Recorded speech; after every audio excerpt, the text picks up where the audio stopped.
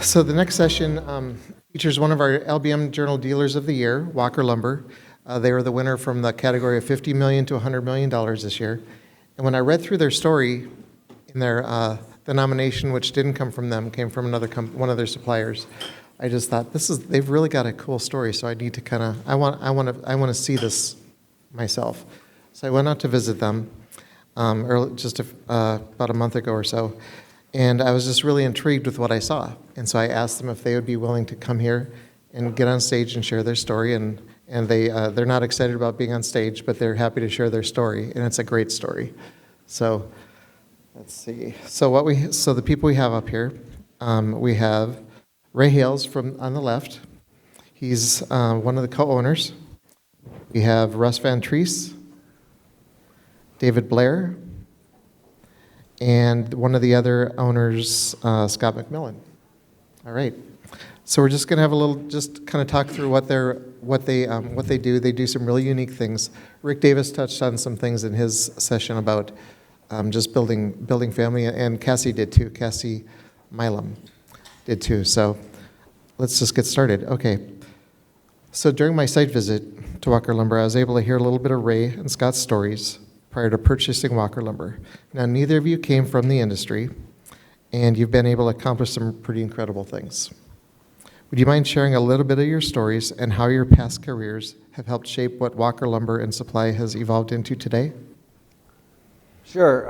My name is Ray. And before I answer that question, I want to just hit on a few things. Rick Davis, when you talked this morning, I think the word you chose, oasis, was such an intentional word. And when I think of the word oasis, I think about a watering hole where somebody comes to get rest and nourished.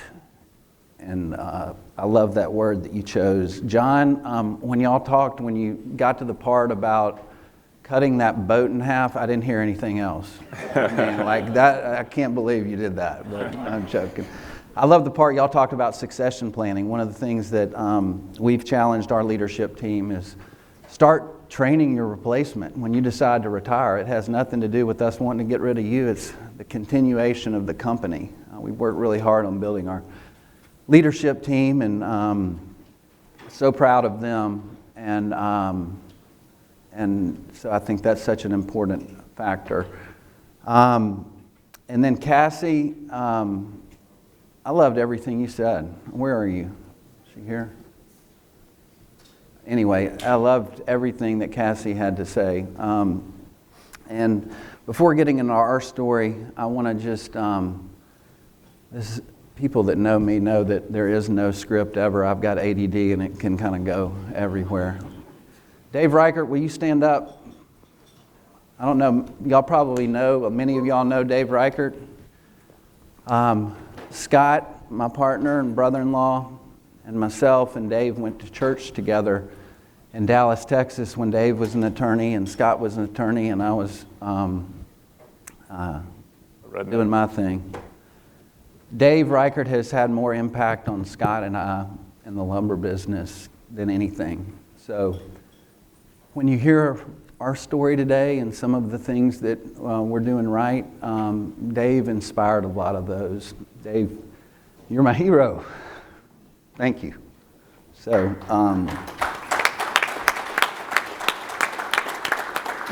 now I'll get into the question that Rick asked, a little bit of our story and how it's kind of shaped what we're doing at Walker Lumber.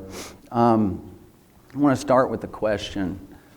And the question is, have any of y'all, I know there are people out here, have you ever wanted something so bad that it totally consumed you? Only to find that when you got it and the newness wore off, that you're like, man, there's got to be more. For some people, it may be retiring. For some people, it may be selling your business. It may mean a sports car you've always wanted. All of us have something. Well, that happened to me, fortunately.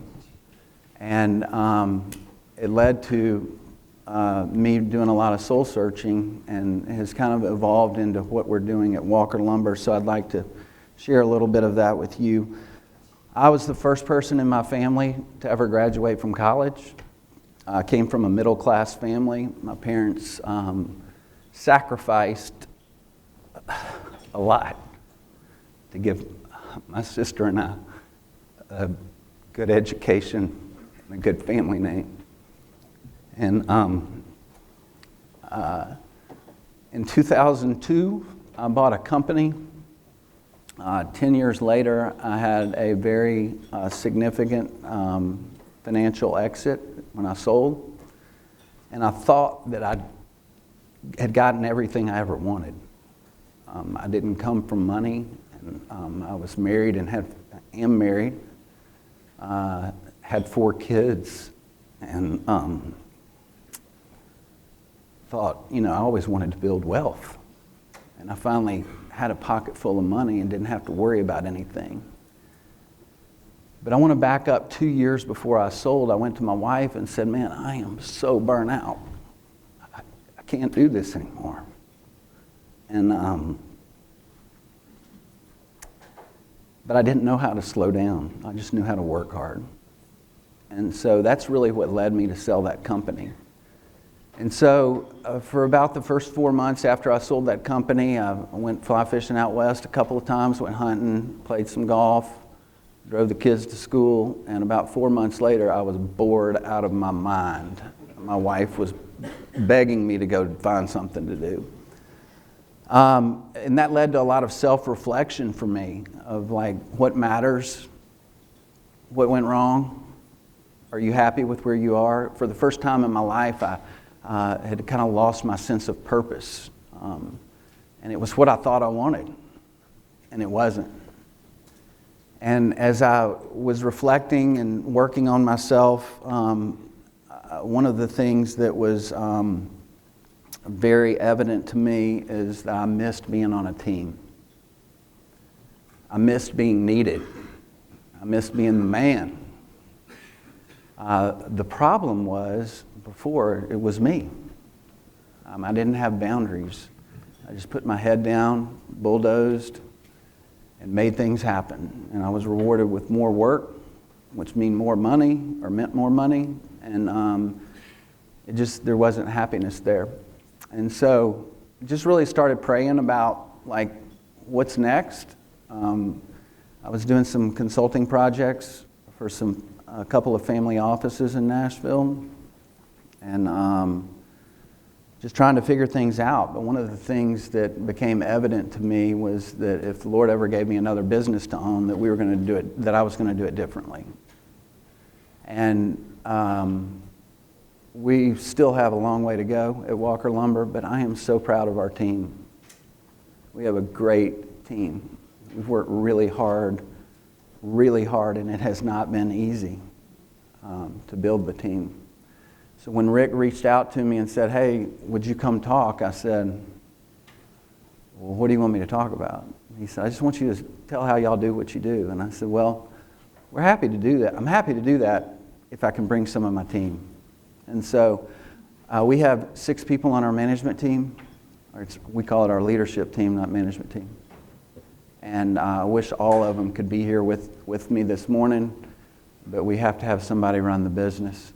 And so we've chosen David and Russ to join Scott and I. But I remember calling Scott. Again, Scott's my brother-in-law, and he'll tell you his story, but I called him and said, hey, I think I'm going to buy this lumber company. You want to do it with me? And I'll let him tell you his version of how he answered that. Yeah, thanks, Ray. I'll get to the answer to that in a minute. A little bit about myself. I grew up in a middle-class family as well, in a small town in Texas. Really wanted to get out of there as soon as I could, so I went to SMU in Dallas. And like Ray, I wanted to grow wealth and achieve things in my life. And so I thought, my dad's a lawyer, I can be a lawyer. And so I went to law school and started practicing law, and practiced in private practice for about 4 years. I got hired by one of my clients, Goldman Sachs, to go in-house. So I did that for a number of years. And it was really great at first. We had really great people, a really great culture, doing a lot of neat things. And then the Great Recession happened. A few banks failed, and the Fed stepped in and said, we can't have any more banks fail, so we need to change some things. And pretty quickly, the culture went downhill, good people started leaving, and it became a place I didn't really want to be anymore. And frankly, I didn't want to be an attorney anymore. I think Dave shared that sentiment. I remember when he was at a big law firm in Dallas, and I heard that he left his practice and bought a little lumberyard, and I thought, that guy is a fool. Well, a few years later, I decided to do the same thing. So I called Ray one day, and I just said, man, I'm done with this. I want to do my own thing. I want to do something that's different where we can have an impact. And if you find something, I'd love to look at it with you. So a few years later, he called, said, hey, man, I found this lumberyard. You want to buy it with me? I said, man, I don't know a damn thing about lumber, Ray. And he was like, well, I don't know much about it either, but we'll figure it out. So here we are 8 years later after buying Walker Lumber. So there's a few things that really resonated with me during my visit, and things I heard over and over, like your mission statement, the family dynamic, and how much of a focus that is for your team. So can you talk about, well, and lastly, the culture. So can you talk about those things and how they've evolved the DNA of Walker Lumber? Yeah, those three things kind of all go together, quite honestly. And on the screen up here, you have 2 books. I would really encourage you to write down those books and the author of those books. Dave Reichert and I and Scott talk a lot, and Dave is the one that shared the book with me on the left, and I shared the one on the right with him. But if you want to know about the DNA of Walker Lumber, that's what we're trying to do. And I'll give you a few examples. In The Way of the Shepherd, the premise of that book is it's a biblical model of business and the Christian faith. And the bottom line is sheep are dumb animals, and they can't protect themselves, and they're defenseless, and they need a shepherd. And the shepherd is all about taking care of his sheep. And it's a short read. It's 7 chapters. We've worked through both of these books with our management team, but the bottom line is a sheep will not sleep unless it feels safe. And so we, on our leadership team, have tasked our people to shepherd our flock. You know, in each department we have, each leader on our 6-person leadership team is tasked with knowing their flock.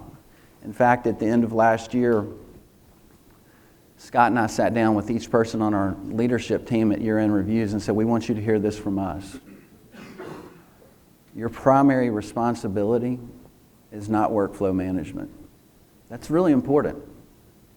But your primary responsibility at Walker Lumber is knowing and loving your flock.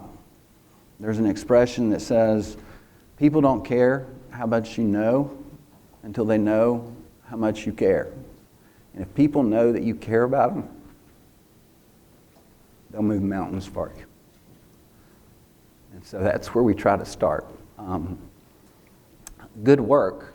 One quote that I remember from that book is, outside of food and shelter, man's 2 greatest needs are purpose and relationship. And at work, all of us spend more time at work than we do at home with our wives or kids. And work is a wonderful place. It can be an oasis. And so one of the things that is up on the priority list with Scott and I is purpose and relationships, developing relationships with our customers and each other, and having a purpose. So I'll go back to the mission statement. Our mission statement is very clear. It's serve with excellence. You hear that ad nauseum at Walker Lumber. We talk about it all the time, from the time we onboard people to biannual reviews, to how clean we want the bathrooms, to how clean we want the yard, to how we dress, trucks being washed. Serve with excellence. And it's not just the customer, it's each other. And so that's our purpose at Walker Lumber, is to serve with excellence. We can't control interest rates. We can't control a lot of things. But we can control being faithful every day and serving with excellence. And that's what's driven the culture. We're far from perfect, but it's a good place. Family. I mean, David will talk about our Second Chance program in a little bit. But family is really important to us. And it's not just something we say. I mean, we have people that come from halfway houses out of alcohol and drug rehab. And every Thanksgiving, Christmas, Easter, before the holiday, we go to everybody and say, if you don't have a place to go, come to my house. Every year, Thanksgiving, Christmas, we'll have 7 to 10 guys from Walker Lumber with my family, eating dinner, breaking bread, loving on each other. Again, we are not perfect. We have a lot of work to do, but that matters a whole lot to us. And I think it's been one of the key things that's allowed us to grow is just the buy-in that we get from our people.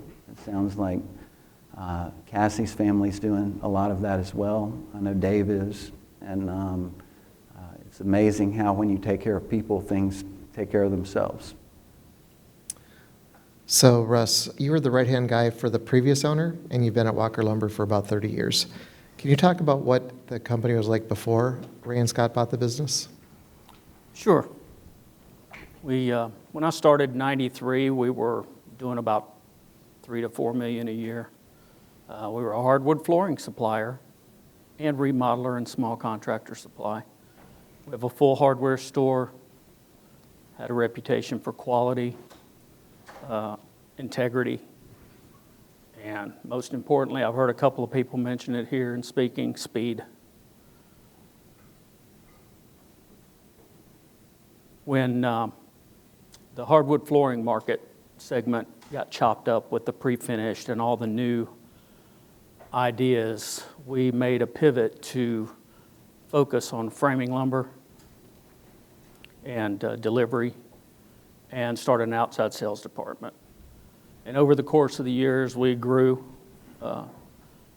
not crazy growth, but manageable growth and steady, and maintained our reputation. And over the years, you mentioned the housing crisis. That was a tough time to see with some of our customers really struggling. But we kept everyone. And if you guys remember, I don't know about your market, but in our market, when it turned around fast. And we were ready to go. And that's where we were. That's how we got to the $22 million prior to the previous owner wanting to sell, not because he wanted to, but because of his age and feeling like he had to take care of his employees. So can you tell us about the leadership, the transition between the two? And I know that it was, the things have changed and the transition wasn't real smooth. So can you talk about that a little bit? I don't know what you're talking about. It was perfectly smooth. They didn't change a thing, and we just grew magically. Everybody knows that's not true. We had 2 years of Ray being bored at 5,000 ideas a day, all at once. But here we are. We made it through it. And as you said, it hasn't particularly been easy.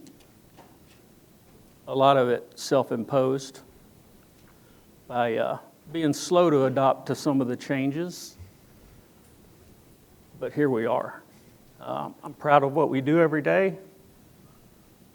Proud of these guys. And proud to be here. Got it. I think just to jump in there, one of the things that, when you go through an ownership change,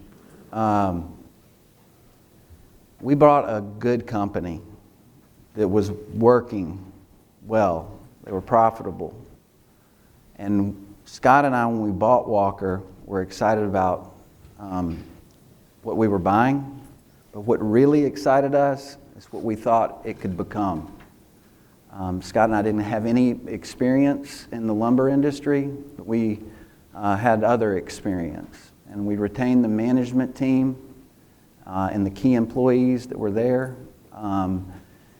And the bottom line is, as a leader or as a owner, you got to be up for being misunderstood. You got to be up for earning people's trust. And no matter what anyone says, when a new company or a new person comes in that's the new owner, people don't know how that's going to affect them. But Scott and I were up for the challenge, and we've always tried to do the right thing for the right reason. And Russ had to earn our trust, and we had to earn his trust.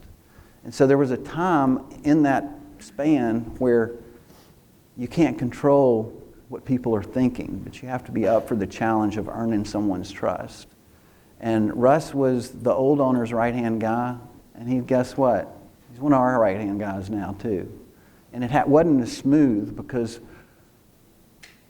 when you're trying to protect yourself, worrying about, hey, I don't know what these guys' intentions are. I don't know how it's going to affect me. I'm not really excited about changing jobs or changing companies. And so you kind of protect information, build silos. And the only way you get past that is earning trust. And I'm happy to say Russ has fully earned our trust. And I would say that he would say we've earned his trust.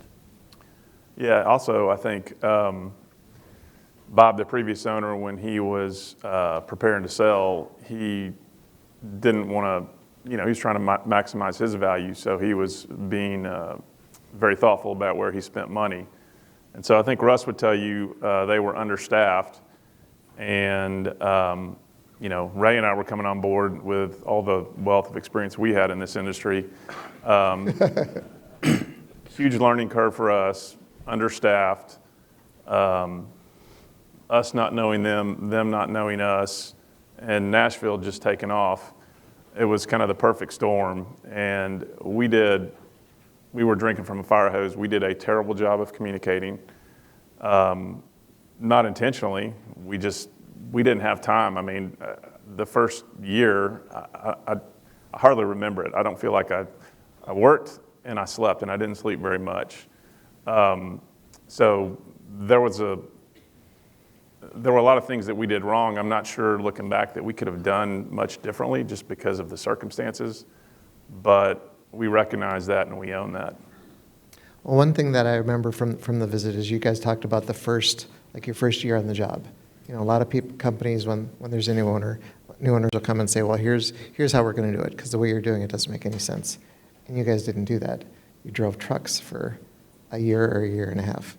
Yeah, we wanted to, it was very important for us that when we came in and people didn't know us, that they didn't view us as we were these silver spoon in the mouth guys that were buying this business and didn't know anything about it. And so we wanted to learn the way everything moved. The old owner had agreed to stay on for a year. And Scott and I worked in the yard I worked in the yard for a year. Scott worked in the yard for about 6 months, and he had to go inside and learn purchasing.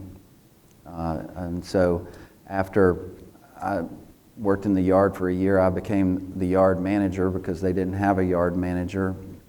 And after that first year, that's when we really didn't make many changes the first year at all.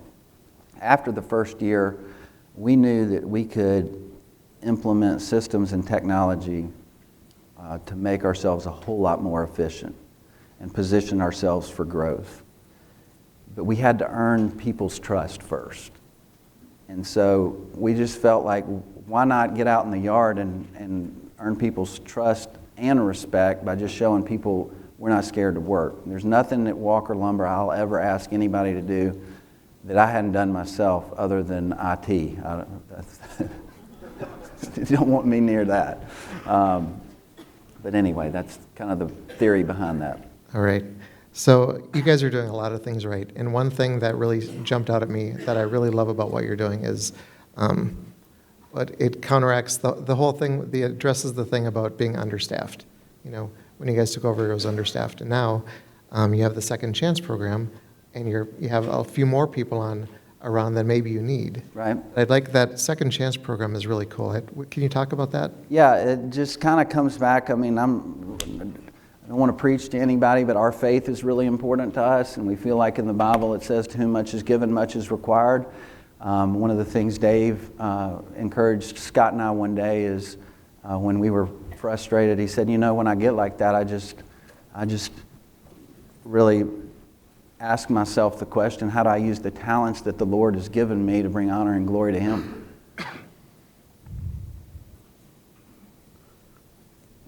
So it's pretty profound. And so one of the things that Scott and I felt like we could do, and it comes from the Good Work book, when he talks about philanthropy, let's just say a company's profitable and they want to give $100,000 away to some charitable organization. And let's just say, forgive me for this because it's just something everyone knows. Let's say they choose Red Cross, and then they start going, well, where is my money really going? Okay, how much does the CEO make there? How much does the CFO make there? How much does the COO? Is my money really going to the cause I want it to? And it can cause doubt. But if you look at philanthropy another way, as business owners, that we have the opportunity to do is, what about, instead of just giving somebody money, how about creating a job for someone that you really don't even need? And so we had the idea of let's partner with several ministries around Nashville, whether it's alcohol, drug, or prison rehab, and start bringing people in and restoring hope and dignity to their life. And not paying them $12 an hour because they're an ex-convict or they're down on their luck. We start everybody. The lowest person at Walker starts at $16. And we start them there now. And when we bring them in, I started that program. I used to run it. And now David runs it. And he has done so much better of a job than I did. And it's been really unbelievable. If you want to talk about something I'm proud of, I'm more proud of that than anything we've done at Walker. So David, you were the first person to go through to complete the Second Chance program, and now you lead it. Can you talk to us about how you ended up at Walker Lumber? Yes, thanks, Rick. So my name is David. I'm the yard manager and I guess the director for the Second Chance program. So a little bit about myself. I grew up in a very small town in Kentucky, raised by my grandmother. I didn't have a father. I didn't have a mother. So all through life, all through my childhood, I always had a sense of not belonging, not being wanted, and I lacked the love of parents. So fast forward, when I graduated high school, I joined the military. So from there, I pretty much, I thought I found where I belonged, a place that I could call my own. Everything was going great. A couple years down the road, I'm a recovering addict. So my addiction caused me to be discharged from the military. And from there, my life pretty much went downhill for several years. Fast forward to 2019, I found myself in Nashville in a halfway house, just trying to put the pieces of my life back together. I had a housemate that he got a job, and he was really excited about this job, telling me how amazing it was. It's a great opportunity. The owners, they're working out there, helping the guys in the alley load the customers. And I should really check it out. So I applied and I got the job. So that's how I ended up at Walker Lumber. Got it. And this program is really about, as the name says, really about giving second chances. So there's a point where you're rehired, and now you run the program. So can you talk about how many individuals have come through the program and how many people are currently there? So I would say over 100 people have come through the Second Chance program, and currently we have roughly 20 that are full-time employees. Got it. Yeah. Talk about how you rehired. So, and given the tough time that, Want to pick up on what you were going to say, David? Yeah, sure. So when I first started at Walker Lumber, I wasn't the first one to go through the Second Chance program, but I was one of the first. And you can look at it a couple different ways, because I was in a halfway house and I was just trying to build a foundation. So a couple months went by and I relapsed. It became too much for me. I relapsed, and I was just filled with guilt and shame. And I didn't come to work. They couldn't get a hold of me. And eventually, I talked to Ray and the guys, and they told me to come in, and I did. And they met me, prayed for me, loved on me, and gave me an opportunity to get my job back. And from there, I haven't looked back. So that's a great story. I think, Rick, one of the things that's made our Second Chance program so awesome is now that David leads that, when we're not just hiring someone who OD'd on heroin last week. It's not like that. We have relationships through these ministries. When people will call us and say, hey, look, I've got this young man who is working his steps and I feel like he just needs a break. And anytime someone calls us, whether we need them or not, we say, come on. Now guess what? Instead of Ray saying, hey, welcome to the family, David is now the guy that says, hey, there's nothing you've ever done that I hadn't done. If you want to be a part of a family, this is a great place. If you want a paycheck, you're going to hate it because it's hard. Mm-hmm. And then from that point on, he's our mouthpiece. He's been through the program, and now he leads the program. Our job as employers is not to just give someone a job, but to create a path for them. And there's a cost. I have people come talk to me all the time. Hey, man, I hear all about this. We want to do it. And I look at them and say, man, it's easy. It's going to cost you everything. Not money. It's your time. It's your personal investment. People call me when they're thinking about using again. 10 o'clock at night, I answer the phone. David answers the phone. And we've created a safe place for people. We've got a lot wrong with Walker. It's a good place. I'm really proud. I'm so proud of this guy. He's the biggest success story at Walker Lumber is this guy right here. When I first asked Ray to come and speak, he said, well, David has the best story.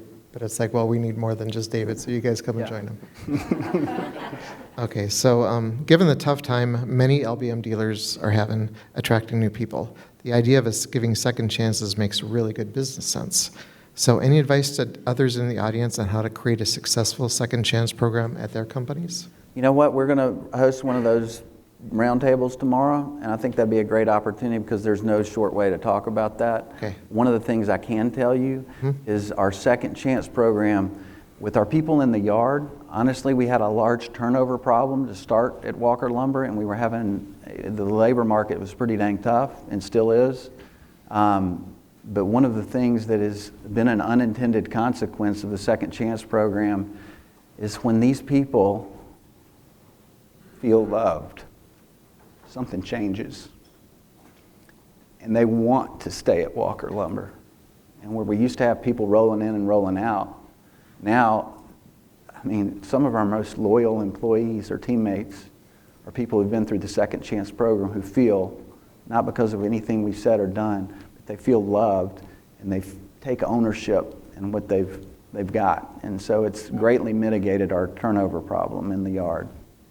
Yeah, and can I say Go ahead. So I know for me, you know, I started loading customers and I worked my way up to yard manager. And just to them guys to see that if I can do it, they can too mentality, you know, speaks a lot. And our turnover rate is down. Like we rarely use temp services anymore. It's just word of mouth and people coming in that are vetted. And just the increase in the loyalty that we have at Walker Lumber is amazing. You know, these guys are hungry to learn, hungry to be part of something again, to have meaning and a sense of purpose. You know, a lot of these guys, you know, society pretty much wrote off due to their background. We try to look past that and give them the opportunity to be the best person they can be for themselves first and foremost, and also as an employee. So. Yeah, and I'd say you can't fake it. You can't look at it as this is just an opportunity for us to solve a turnover issue. I mean, when Ray and I bought Walker Lumber, one of our very intentional prayers was, look, we've got a mission field right here. We've got people we're going to be in a relationship with every day. And this is our opportunity to lean in and love on these people and serve them however we can. And so, you know, I think David and the others that have particularly have come through the Second Chance program, I think they would tell you it's real.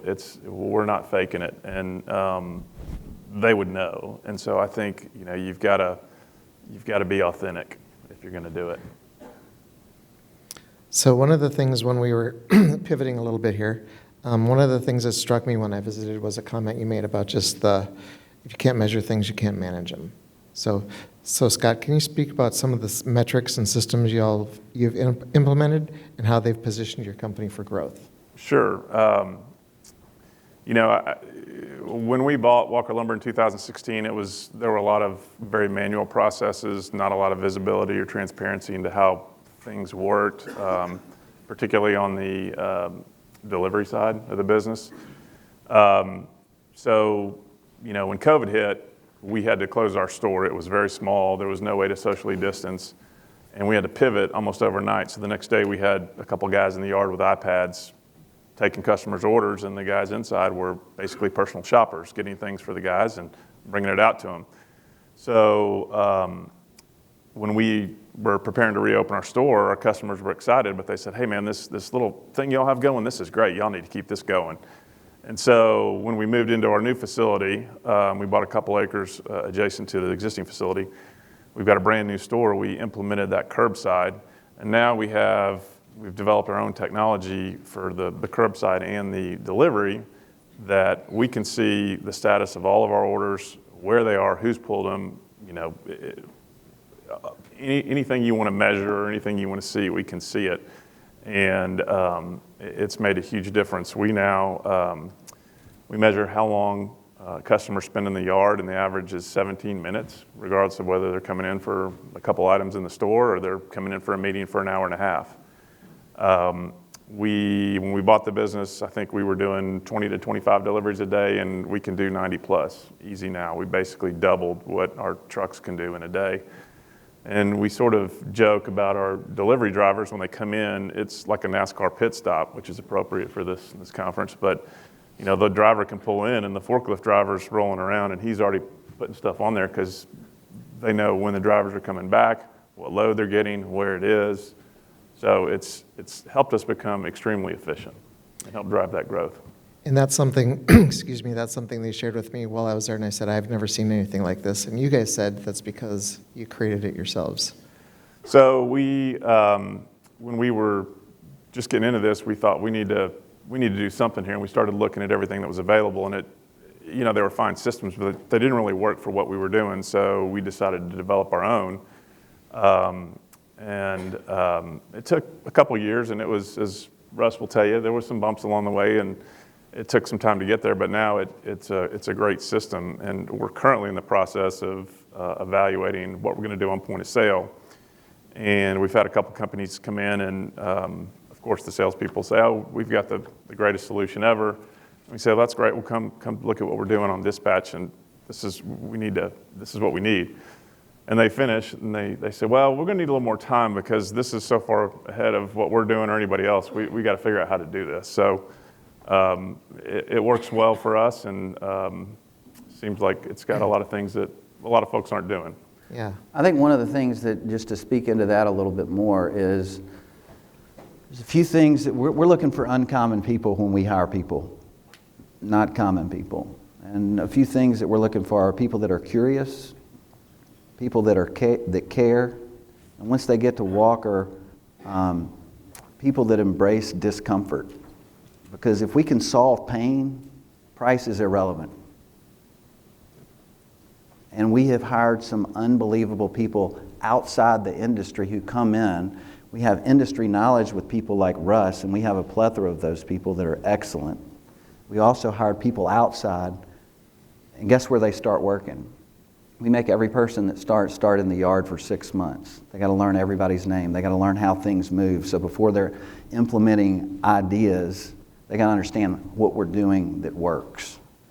And then we bring people in, and because of the respect that we have for each other on our leadership team, we make our decisions together, and that's how the software that we developed evolved. And to be clear, when Ray says everyone, he means everyone. Our operations manager, who's kind of reports to Ray and I, new sales guys that we brought in, they all work through the cycle. They work in the yard, they drive trucks, and then they move. There's about 4 or 5 stops before they get to their ultimate location. Yeah, I remember I met one of the outside salespeople, and he started in the yard. Mm-hmm. Right? So when he asked for things, it's not just outside sales guy who earns all this money asking guys to. It's like he was one of them, so they know him. And they had been building houses. They know better than we do. I mean, they built houses for a living before they came to Walker, and they knew all the products. But they even told us after the fact, they said, "There's stuff y'all have I didn't know you had, but more importantly, I got to interact with customers and the employees and get to know people." And he's like, "I wouldn't change a thing about what y'all are doing." And the looks on their faces are priceless the first 2 weeks in the summer. Yeah. Like they've made the biggest mistake coming to Walker Lumber in their life. It does take a little encouragement to say, look, this is just, it's part of the process. This is not where you're going to stay. Right. Okay. We encourage them along the way. Yeah. Okay, so Scott, I was intrigued by the conversation we had about the changes you implemented in your compensation for your commissioned outside sales guys.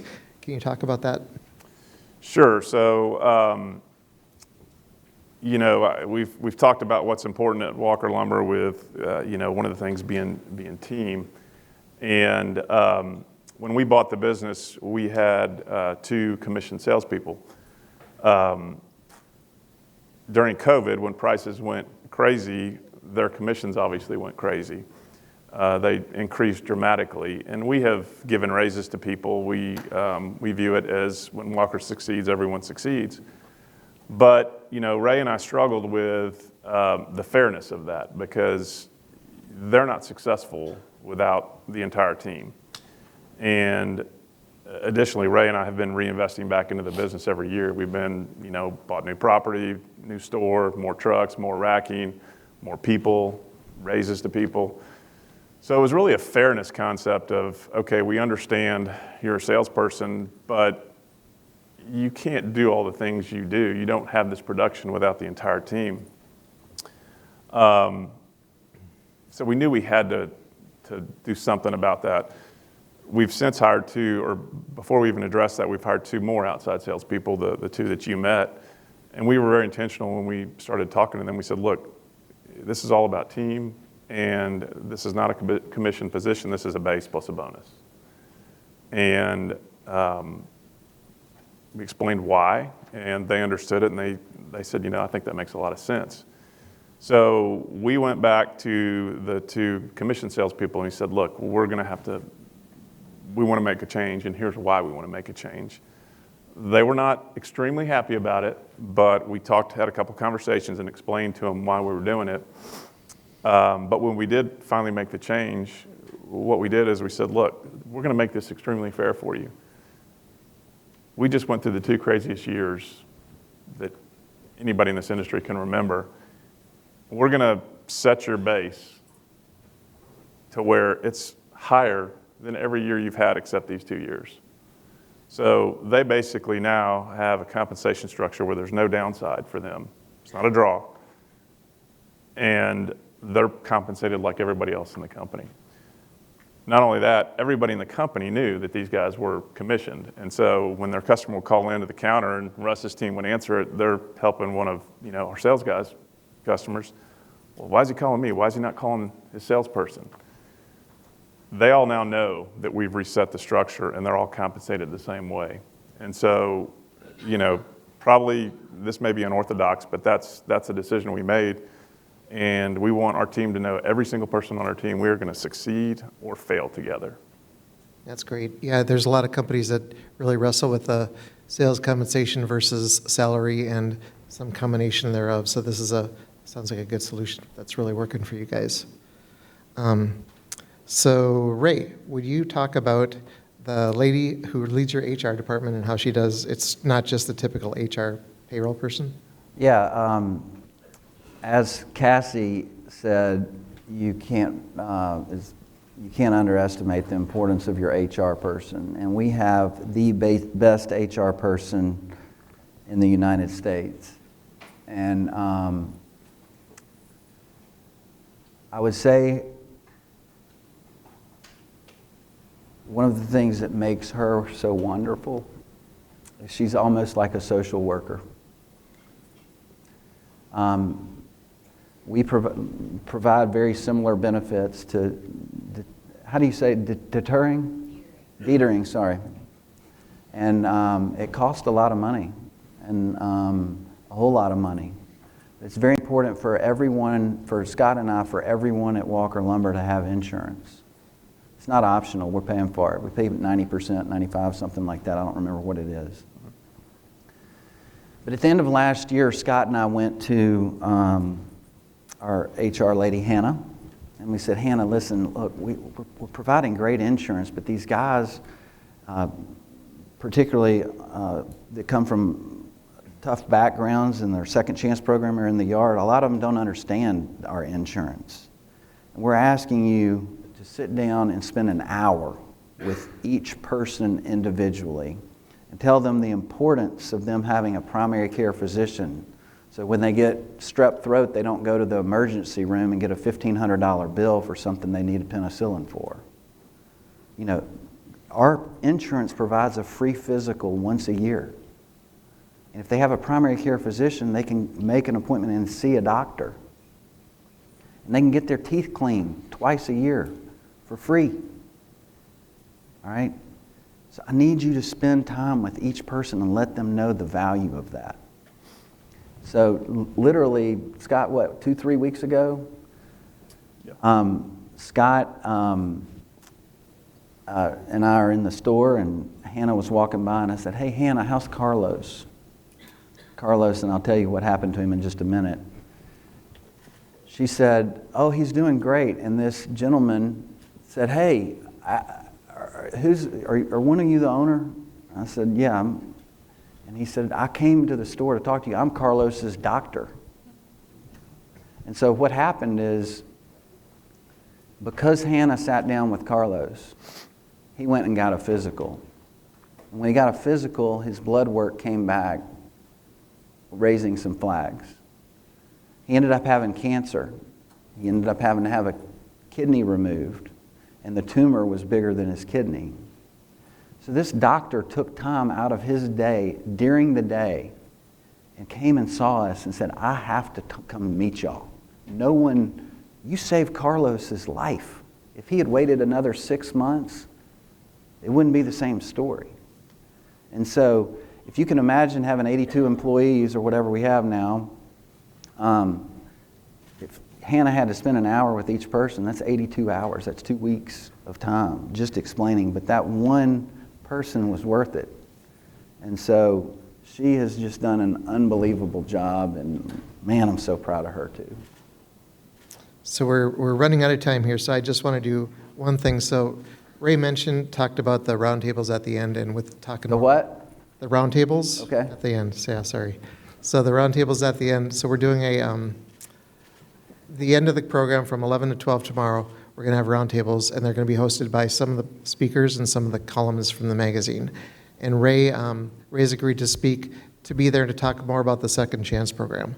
So if you want to learn more about how you could do something like that at your company, he's going to be here at 11 tomorrow in this room. So just put that on your, just think about that a little bit. And then closing question. So Ray, you said something that stuck with me when I was there about how you try to lead with your heart and not your heads, and that everything is not a financial decision. So can you just speak into that a little bit, as well as the responsibility you mentioned that you feel to have an impact on people's lives? Yeah, I think, it's that I think what I said was you have to lead with your heart, not just your head, not lead with your heart only, not your head. Because it is important to be financially responsible and make good financial decisions, but it's also very important to make heart decisions and not just head decisions. And everybody runs their business different ways, and we're not running our business to sell our business and cutting corners and trying to show profit where we otherwise wouldn't. I mean, we have an unbelievable opportunity and responsibility as owners to be good stewards. And that's something we take very seriously. And everybody in this room, I would imagine, is either in ownership or leadership. And every one of us has a wonderful opportunity to have impact on people's lives. And it's not just about a paycheck. Yeah, the paycheck's important. But people look to the leadership of these companies that are represented here today, and they're going to follow your lead. And so, we tell people all the time, we're in the relationship business. We just happen to sell lumber and building materials. And we really mean that. So when I say think with your hearts, that's just what I want to encourage you to do. It's unbelievably rewarding. So I think that's it. All right, well, that's it. So thank you, guys. This was awesome. Thanks for sharing your story.